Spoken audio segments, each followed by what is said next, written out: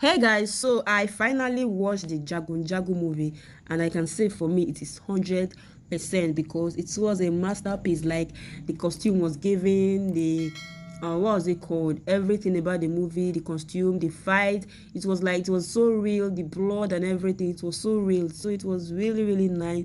And for a Yoruba movie, it was like really good.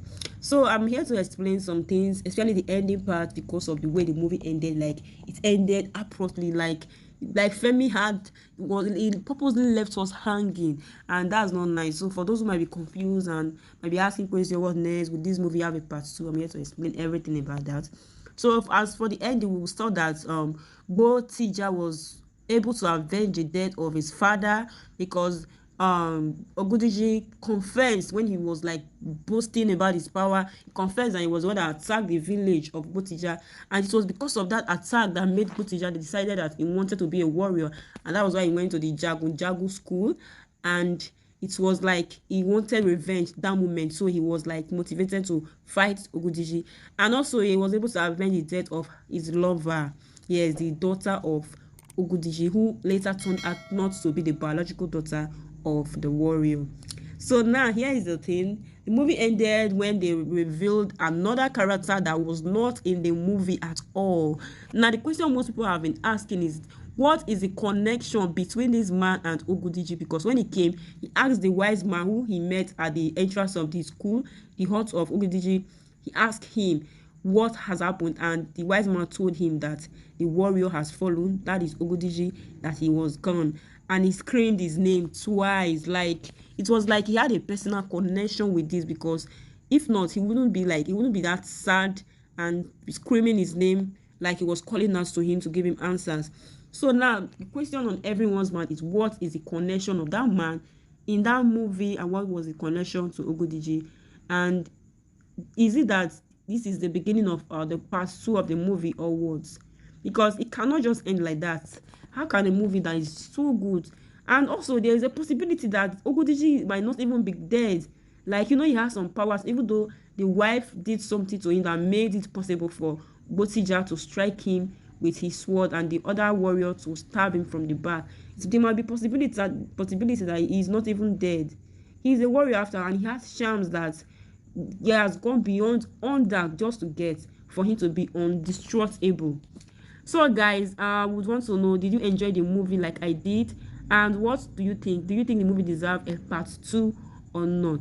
Because for this kind of movie to be this popular, like the hype was everything and everything, and truth to say the truth, it met my expectations. I was like, movies that they hype a lot, they don't turn out well, but I was surprised at the turnout of this movie. Like the everything, the screen, the casting and everything, the fusion, so many actors that, like, Bimbo was there, and she was not even the main character, but she played her role so well. He was the wife of Bogimi, another warrior. And here, let me talk about Bogimi. Now, Bogimi was like a father to Botija, but Botija later killed Bogimi just because of the task that Ogediji gave to him, because he wanted the promotion to become a warrior. He felt he deserved it after he saved the wife of Ogudiji from the spirits that were sent to kill her. And of course, people were praising him, but Ogudiji was not happy about the turnout. He wanted all the praises to himself, so he felt like Botija was a rival. So he wanted any means to take him out of the way and for things to return back to normal. So he made a task for the two of them to fight. And you already remember that Ogbogimi already did something that made Ogodiji very angry, and he made sure to let him know that he was going to regret it. So having Botija and Ogbogimi fight was like his way of winning, because if Botija killed Bogimi, it would be a win for him, and if Bogimi killed Botija, it would also be a win for him. So whatever happens in the fight, he would be the one to win, and both sides would lose, because Botija is going to like Bogimi as a father, and also Bogimi has come to like Botija as a father. So you see that it's as a son, sorry. So you see that it was a win-win for Ogudiji, and his plan worked because Botija killed Bogimi. It was a really disturbing piece, because I noticed that Bogimi did not want to strike Botija with his swords. Like, he was just delaying the fight. But I didn't even understand why Botija has to, slay a man that he took as a father. It was really a painful sight when he was calling out to him and praising him even on his death, breathing his last.